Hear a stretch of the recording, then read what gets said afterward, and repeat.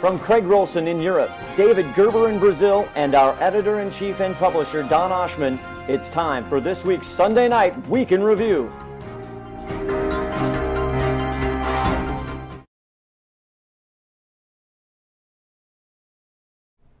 Good morning, good afternoon, good evening, wherever you might be. This is Don Oshman, publisher and editor of HideNet.com Market Reports.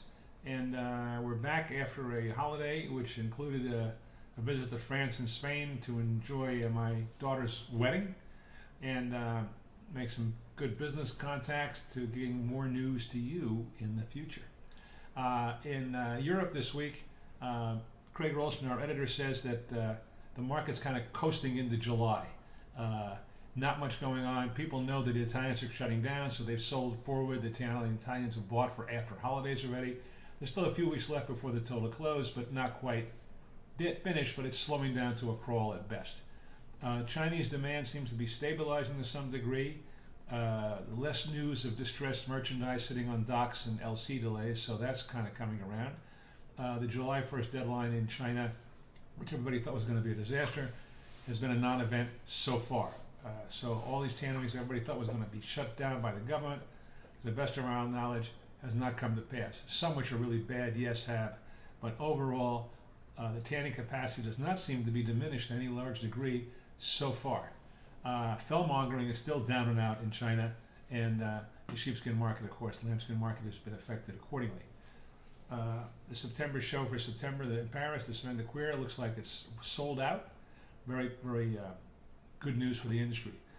In the market-wise, this last week in Europe, Craig Rolson writes that Irish 36 sold steady to last at about €1.85, and North German cows were offered between $1.80 and $1.85, with bids below $1.80 being turned down, and not much business concluded. And again, sheep lamb prices have been adversely affected by the Ukrainian-Russian situation. Sorry about that. Ukrainian situation. In North America, this week, it was a holiday week, very short, so that everybody left early Thursday because holiday was July 4th on Friday. The kill was only 491,000 because Packers also didn't kill except a few dribs and drabs on Saturday. So 491,000, very low kill, but it's always that way for the holiday. But so far, year to date, we are down 6.5% in North American slaughter, and the cow slaughter is down 20% so far this year. So the cow slaughter alone down 20% this year. One meat packer in Minnesota of dairy cows closed up. He says he'll be back. We hope so. Don't know, but he's going to close for an undetermined amount of time because he can't get the cows to kill. And again, overall, the American production, including steers and these cows, is down 6.5%. Export figures were good for the period ending June 26th.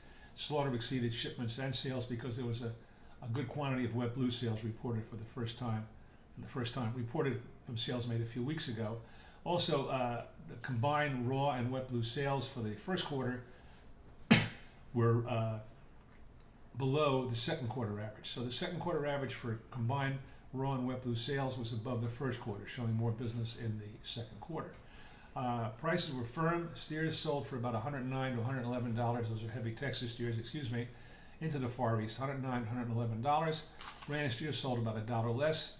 Collies below that, and butts and natives $1 to $4 higher. The cow market is still weak in North America, especially branded cows. Dairy cows are okay, they're about steady, but branded cows are still soft, but it seems to be as stabilized, not as disastrous as it was. Some of that's moving through.